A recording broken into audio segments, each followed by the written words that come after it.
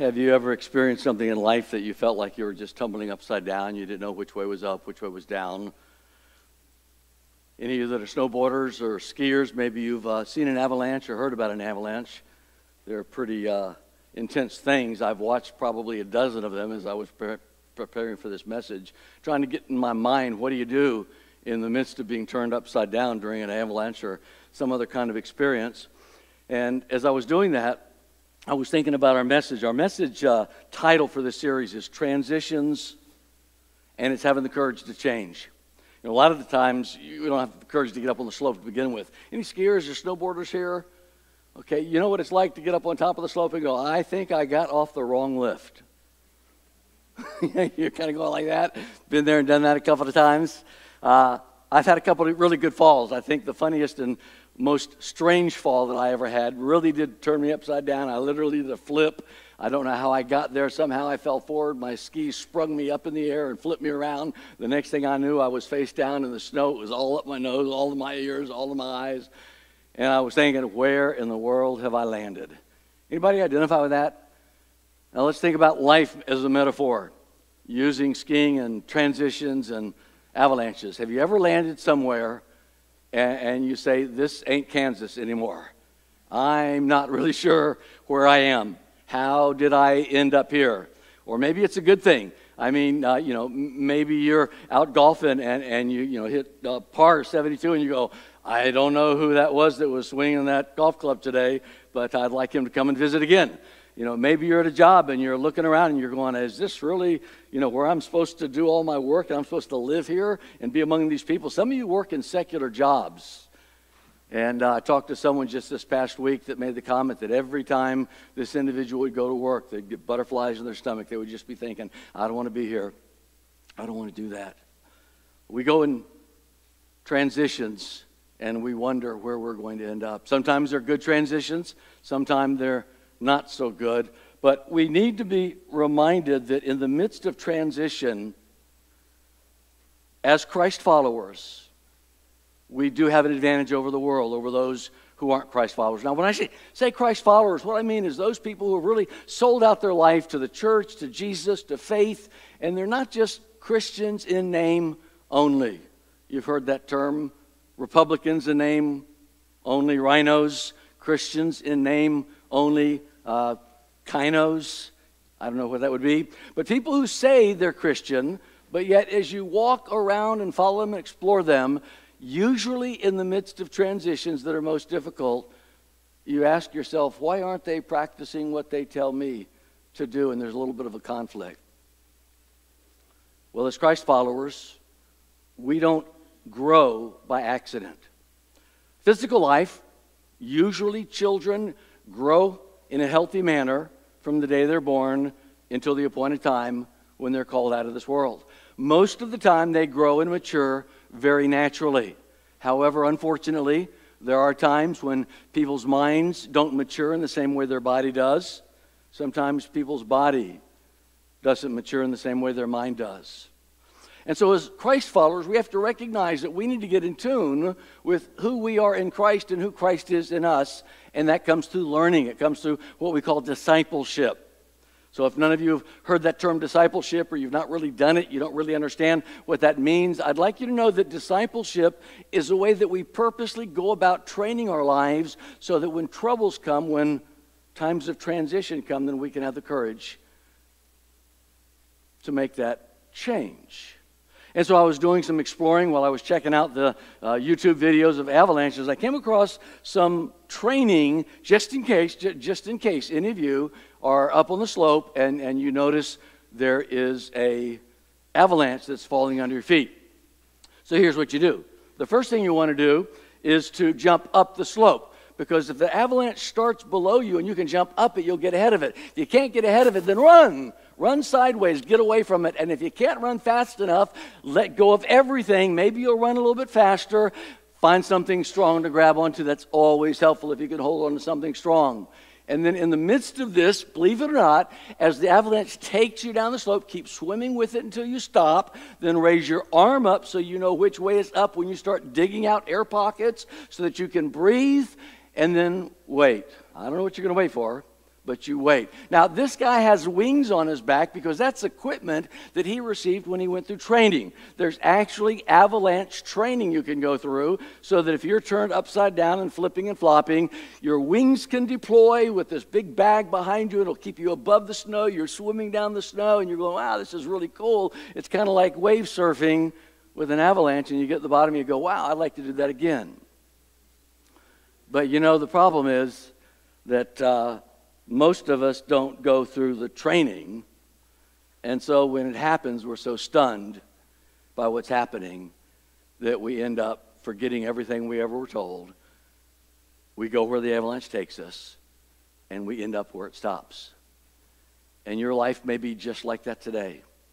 You want to be a Christ follower, you want to do something that will make a difference, you're in transition, and you're not sure how you're going to end up, but you know that if you do some basic things that you've been taught by mom or dad or by the church or by a good friend who was a Christ follower, and you watched him go through or her go through times of transitions, always coming out smelling rosy, always things working out for them. I don't know why.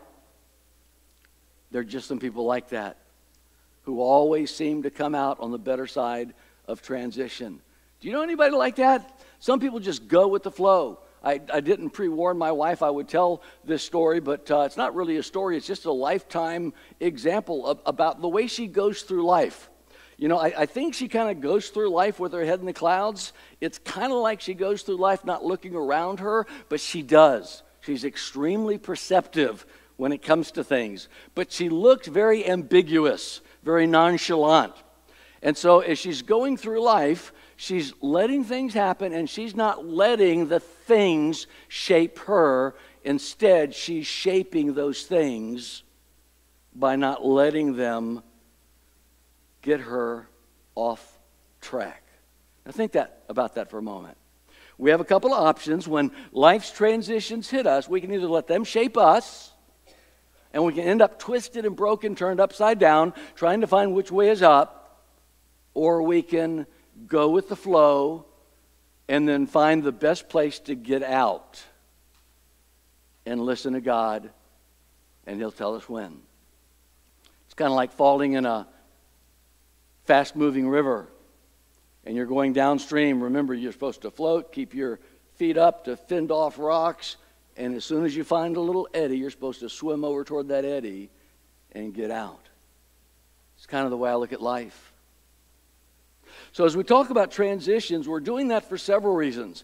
The main reason is that we're all in transition. Every one of us in one way or another, we are transitioning. And also North Hills is transitioning. This is our 40th birthday, church. And if we can't transition after 40 years of ministry to find the next 40 years of ministry, then we get stuck in a rut. And if we get up in the morning and we feel stuck in a rut is basically a grave with the ends kicked out of it. And we all know what it's like to feel like we're in a rut. So as North Hills, as a church, as individuals at North Hills, even as a community, Vallejo, look at the changes Vallejo has been in the last 40 years. Numerous changes. And so the series theme is taken from Joshua 1 through 9. That's kind of the anchor.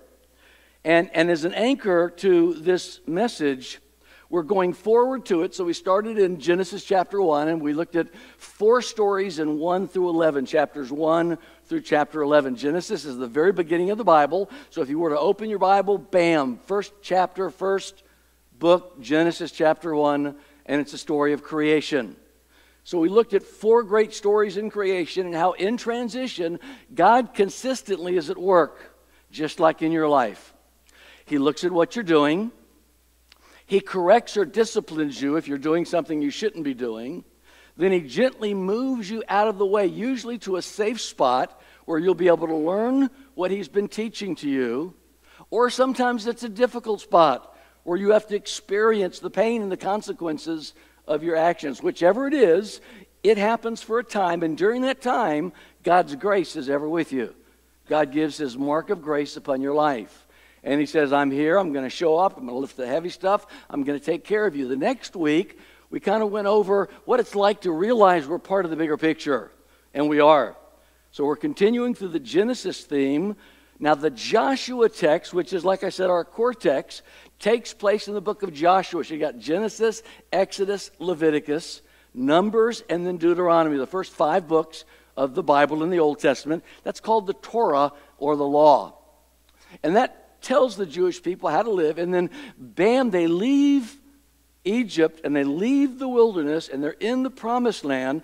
And now God is saying to Joshua, at that transitional time, some things are going to happen. So we're going to get to Joshua in a couple of weeks, and then we're going to go to the cross on Easter. Good idea? Head to the cross on Easter. So while I'm preaching this message, and for the next several weeks, we have a cross out in the foyer. It's attached to the wall. It's an old rugged cross, literally. It's rickety, it's old, it's weather-worn. I'm going to be challenging you every week during reflection time, or as you walk out, or as you come in early. There's a pad of paper on the help desk, and there's some cards in the pew in front of you, or you can even use an envelope, anything you'd like. You can write on that card or on the stick-it pad what fear or concern or worry or issue you deal with the most. So let's just be real and think, whether it's time of transition, whether it's the time of change, whether it's a birth or death, whether it's the loss of a good friend, a loss of a job, a move, a loss of the house, whether it's bankruptcy, whatever your issues are, what is the driving emotion or concern that you deal with a good part of your life? Mine's fear. I may go into that more. But I took a piece of paper and I just wrote fear on it. There's some stick pins out there, and I just stuck it onto that cross right there. And I would pray that you would at least go along with this. It may be something that you'll find helpful if you write it and stick it on the cross, and then Easter will be dealing with that. So let's look at the Joshua text real quick. If you've got your Bible, if you want to flip to it. We see God talking with Joshua. Joshua was one of the 12 that went into the promised land, and 10 came out. Joshua came out with Caleb. The 10 said, we can't touch that land. We can't do it. Joshua and Caleb said, yes, we can. We can do it. Well, of course, they were in the minority. There was 2 against 10. And so God said to all the people, young and old, you've got some time to spend in the wilderness because I need to teach you some things. And so God did that. Now, Joshua is getting ready to come out. Joshua is going to take over the promised land, and God's writing to him. So in verse 4, from the wilderness in this Lebanon, God says, as far as the great river Euphrates, all the land, going all the way down past this territory, way off towards the sun, shall be yours. And wherever you step, that will be yours. So in verse 6, be strong and courageous. You shall cause this people to inherit the land. So he says, you will inherit the land. In verse 7 again, he says, be strong and courageous. Be careful to follow the law. So he says, you'll inherit the land. Make sure you listen to me to do what I say. In verse 9, then he says, haven't I commanded you again for the 3rd time? Be strong and courageous. Don't be frightened. Don't be dismayed. He's saying the same thing again, but opposites. Be strong and courageous. Don't be frightened, the opposite of courageous, or afraid, or dismayed, the opposite of strong. And so what he's saying is, wherever you go, I will be with you. Wherever you go, God says, I will be with you. So today we're going to be looking at this thought, learning to stick it, and there are a lot of analogies that we could use when we think about sticking it. Whether we're going down an avalanche and we learn to stick it, we're pointed up and we're ready to start digging, or we're waiting, or whether you're a gymnast and you're dismounting from the balance beam and you stick. You know, in gymnastics, some of you like gymnastics. I used to teach and coach gymnastics. That's probably my favorite sport besides, tennis and a few others. But something about gymnastics is you can have an excellent routine, especially on the balance beam. You know, that 4-inch wide, 16-foot long board, and you're doing flips and you're doing turns and twists and scales and feats of balance. And you've done an excellent job. It's like you're really getting close to a 9.8 or a 9.7. And at the very end, you do your dismount, and it may be a round-off double back flip, and you land it, and then you fall backwards on your bottom and touch your hands down. And you don't stick it. That's a huge deduction in gymnastics. You went through all that work, but at the end, you weren't paying careful attention. and you over-rotated, and you landed on the ground. So the pocket point for today takes these ideas or these thoughts or these metaphors of the avalanche or gymnastics and sticking it. And the idea is when we're right side up, and all of a sudden right side up becomes upside down. When right side up becomes upside down, we need to learn, we need to be discipled, we need to grow in God's Word so that we can learn to stick it, so we can finish well. I don't know how many ministers start out in ministry and they do a great job, and then all of a sudden they get in their late 50s or 60s and they're counseling a very attractive young woman, and they're thinking to myself, wow, that would really be fun to get into this first love feeling all over again. And you know where I'm going with that. And they finish so poorly. But it's not just in ministry, it's in life in general. People feel like they don't have enough. They want more out of life. And instead of finishing well, they mess up right at the end of the routine. So for the message today, if there's nothing you get out of this except what I'm saying right now, is when you're in life and all of a sudden things are going well, but then something happens, the avalanche takes the snow out from under your feet, and you don't know where you are. You're swimming, you're upside down, life is just rolling. When you stop, try and stick it. Try and figure out where you are and what you've got to do to finish well. So those of you who are wondering if you'll be able to finish well, I want to encourage you that you'll be able to, but it will take time, it will take work, and it will take basic instructions. They call the Bible basic instructions before leaving earth. Not a bad comment. We all need to read our Bible more. We all need to talk to God more. That's building a relationship. It's developing intimacy. And as we learn these basic things about life, we'll realize that these things transfer from any part of our life to another part of our life. We talked about we sang the song Oceans, and the idea is being out on the ocean and keeping your eyes upon the waves, watching to make sure when they're coming they won't hit you. You'll be able to lift up above them. One of my favorite boating metaphors. Literally, if you think about a sailboat, here's the 4 basics in sailing. Keep the mast up, keep the keel down, keep the people in, and keep the water out. Isn't that easy? Mast up, keel down, people in, water out. Keep your eyes up on God. Keep your feet grounded on faith. Keep your relationships in close to you, and make sure evil stays out of your life as best as you can. I mean, they're just transferable lessons in life. And so we're going to learn that, and Joseph is going to be the key lead or the key actor in our story today. There are so many great actors in the story of Genesis, and by actors, I'm not demeaning what they did. I'm just saying that Genesis is a real life story of people. And it's funny and amazing what some of them can do. They can lie about their wives. They can tell their kids to deceive their parents. They can kill their brothers. They can raise up against the enemy in a way that will cause them then to turn and end up marrying one from the enemy camp. I mean, Genesis is a real life story that mimics a lot of our lives. And so Joseph, he's important because Joseph is used to protect God's people during a very difficult time of famine. And so God's people leave Canaan. That's where we saw Abraham going to last week, to Canaan, where they lived for multiple generations. Abraham, Isaac, Jacob, and then we see Joseph is born to Jacob. So we're going to look at Joseph, and what's interesting is Joseph is not even a key player that continues in the story. Because of the sons of Jacob, Joseph is an insignificant son in the scheme of things, because if you look at Matthew chapter 1, you'll see the genealogy of Jesus, and in those genealogies it mentions Judah. Judah was Joseph's brother. Judah was a brother that wanted to get rid of Joseph in this story. Judah was a deceiver and a liar and enjoyed the forbidden fruit. But yet God used Judah in spite of who he was. But let's focus on Joseph. When we think about Joseph, we can really begin in chapter 36 of Genesis and go all the way to chapter 50. That's really the life of Joseph.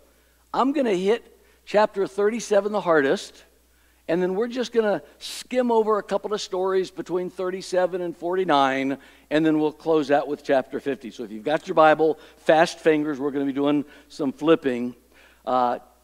Joseph was one of two children by the favorite wife of Jacob, and that was Rachel. At the time of the story, when we see this happening in Genesis chapter 37, we see that Joseph was an only son by the same mother and father. It's kind of an intricate story, but in those days they had multiple wives. Not today, guys. They had multiple. You wouldn't want multiple wives, guys, would you? I mean, seriously, how many would like to have more than one? I can't handle one, much less more than one. But in those days, it was different. There was this thing about, the progeny, about the passing on of the seed, about sons and the family and the generations and the names and all that. But what we see here is a story of Joseph, and Joseph has a very key part in the story of protecting the family. And so as we think about the family, we're going to realize that the family was protected and safe in Canaan, but there was a famine there, and they were saved by being moved to Egypt. Now, where else in the story of the Bible do you realize that Egypt was the place of salvation or security for someone? Birth of Jesus. We see Jesus as a young toddler baby, about 2 years old. Herod was trying to kill him. The Spirit said, go down into Egypt. So we see that as a sign. So let's put up our first point on the screen today, and we're going to work through this thought right now. Difficult life transitions will produce leaders or losers, and the end result is going to be based on the core of their character. So think about that for a moment. In life, we all have the option of being leaders. Some of us may just be leading ourselves, and we don't lead ourselves very well. We end up in places we don't want to be. Some of us lead numbers of people. But in every respect, we're all some kind of a leader in life. At the same time, during transitions, if we fail or we give up or we don't stick it, if we're not prepared for the end, we can end up being a loser in that life situation. Now, I don't want to say everybody's a loser. I don't even like you to think I'm thinking about calling anybody a loser. I'm just talking about a moment. Yesterday during Upward, there were lots of winners and lots of losers, but everybody in life is a winner in God's eyes. God doesn't make any junk, for God so loved the world that he gave. God loves everybody. So you guys that didn't do so well in Upward yesterday, all right, you just didn't happen to be a winner that day, right? But you're still a winner. So that's the way we want to look at this. But in reality, we do lose some things. In life, things happen, and I lose a tennis match, or I lose a gymnastic match, or my team loses that I take to compete. So what we're looking at most important is God wants us to be leaders. He wants us to go the right direction, and that's going to depend on the core of our character. That is so important. We're going to look at the core of Joseph's character. So just in chapter 37, let's set up the story of Joseph's life. Jacob, that's his dad, was living in the land of his father's sojourn. So you have Abraham, Isaac, and Jacob, and that was the land of Canaan. And then it starts out saying, now this is the generation of Jacob, and it immediately goes to Joseph. If you want to get excited, go back up to the chapter before that, and you read all about the descendants of Esau. Have fun trying to pronounce those names. I don't think I would ever read chapter 37 in a public place. But this transition takes us right to the life of Jacob and his son Joseph. He's 17 years old. He's out pasturing the flock in the field with his brothers. And so he has this dream, and many of you know this story. It's really a great story. He's the kid that was the first natural-born son of Jacob and his favorite wife, Rachel. He was married to Leah. He had a bunch of kids and some kids with others than Rachel. And he never had kids with Rachel, his first beloved. He so badly wanted to have a child to Rachel. Finally, Joseph was born. He loved him so much, he made him the coat of many colors. You remember that story, right? Very colorful coat. In those days, they didn't have a lot of colors. Dyes were expensive. So here's this little kid. He's around 17 years old, wearing this really psychedelic-like jacket, and all his brothers are looking out. Here he comes again. Oh, man, there's Joseph and his colors, and this was eating at them. They were so full of jealousy. They were so full of anger, frustration. This kid that wore that jacket, they wanted that jacket. They wanted to be recognized by Dad in that special way. How many of you can identify with that? Maybe you're one of many, or maybe you're one of none in the family, and Dad doesn't spend time with you. Mom's always off busy, and you just think, gosh, if I just had some time to spend with Mom. So here's Joseph, and he's out in the field. The brothers saw him, and here's what they did. They said, let's get him, let's put an end to this, because he had dreamed that they would bow down to him and literally bow down to his mom and dad, and that just got them so mad. What do you mean one day we're going to bow down to you? So keep this imagery. Joseph has a dream. He's called the dreamer. The sheaves out in the field, that's like where they stack wheat up. Bring in the sheaves, we shall all rejoice, bring in the sheaves. I used to think it was sheep, bring in the sheep. It made much more sense as a little kid when I sang that. Oh yeah, they're bringing in the sheep. But it's the sheaves, they stack the wheat. So these stacked sheaves of wheat were all out in the field, and all of a sudden, Joseph rises up, and these sheaves begin to bow down to Joseph. So he tells this story to his brother and his mom and dad, and they're like, what do you think? This is never going to happen. They were filled with jealousy, so they tried to kill him, but they couldn't. They tried to kill him, but God wouldn't allow it. So what they did was they threw him in a pit. Reuben goes off, and then Judah's thinking, this is the same Judah that's in the lineage of Jesus. He thinks, we probably shouldn't kill him, but look, there's some slave herders. There's some people that buy and sell people going by. Let's sell Joseph and get rid of him. Well, they did that. They killed a goat, put blood on the jacket, and fooled Dad. A lot of trickery, a lot of treachery, and just weird stuff is happening all in these days. So this is all happening, and so Joseph ends up going to Egypt and ending up in a guy's house who's really rich. His name's Potiphar. And he ends up being the servant in Potiphar's house. And like everything he touches is blessed. It's kind of like my wife. It seems like every time she touches something, it works. It's blessed. It succeeds. I'm going like, Debbie, touch me, touch me. Really, it is. She just floats through life and things happen. And so this is Joseph. Debbie and Joseph, I believe they're like really good buds. And so Joseph is floating through life, and so all of a sudden he's in Potiphar's house. Things are going great. He's like number 2 in Potiphar's house, and he's a good-looking guy, and you know what happens when a rich wife of a man who owns a house, and he's always busy and off, and she's got the pool guy, and the pool guy is really, buff and six-pack, and he's ready to go, and he's in there cleaning the pool, and oh man, he's sweating and gleaming, and just sweat's dripping off him, and Potiphar's wife going, ooh, ooh. So yeah, that's the setup for the story. So finally she goes out and said, hey, come in here and lay down with me, and they weren't going to play video games. Come on in, lay down with me. He says, no, I can't. I'm entrusted by your husband to watch over everything except you. I can do something with anything in the household. I'm over it except you. You are hands off, babe. And she's going, oh, come lay with me. And over and over and over, he's out there working on the pool and just sweating and gleaming, and she's wooing over him. Finally, she gets upset. She says, I'm going to force him.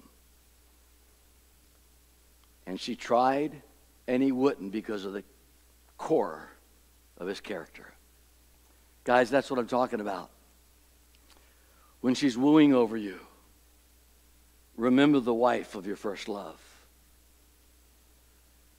And if the core of your character is not solid, most likely you will give in. That was not Joseph. So he ran out. Can you imagine him running out like a screaming little girl? No, get away, get away. And she's running out after him. So she grabs his shawl or his shorts or his socks or I don't know what. She grabs a garment, and then she sets him up as if he was the one that tried to attack her. And then we find out that he ends up in jail. But like a cat, just like he was in that pit, he ends up landing on his feet. It's amazing. Have you ever tried this? This is so fun. Take a cat. It's best to take an adult cat. Don't do it with a little kid. Take an adult cat and turn it upside down with its back facing the ground. Give it about a foot, maybe 6 inches. Kids, don't do this at home. And let it go. And it's amazing that cat will land on its feet. Then go up to the roof, like the third floor-y. No, don't. No, seriously, don't. You don't want to do that. You don't want to do that. As much as I love cats, I would never consider doing that. Right, Denise? So anyway. So here's Joseph, and he's in jail. And now he's hanging out in jail, and again, he rises to the top, just like a cat landing on his feet, because of the core of his character. He's a hard worker. He's in jail, and he's like the number one inmate in jail, and they make him like one of those guys in jail. What do they call those guys in jail who are like risen up to the inmate level? They give out the books and the messages. Trustees. Yeah, something like that. And so he's one of those, and he's really in a high place. And then two guys have had this weird dream. There's one guy that used to work for Pharaoh, and he used to like hold his wine cup and help him sip. I mean, Pharaohs couldn't even drink their own wine. It was pathetic. So he had to like hold his cup and let him sip. Then there was the baker, and the baker would like baking bread and feeding bread or whatever, feed the birds. So here's the baker and the cupbearer, and they're in jail, and they both have these really weird dreams. I won't take time to go into the story in full, but what happens is they go to Joseph because it's determined after this that he is that dreamer. I'm sure the story of the dream with his brothers has followed him around. He's probably had other dreams. And so these guys go and say, hey, we've had these dreams.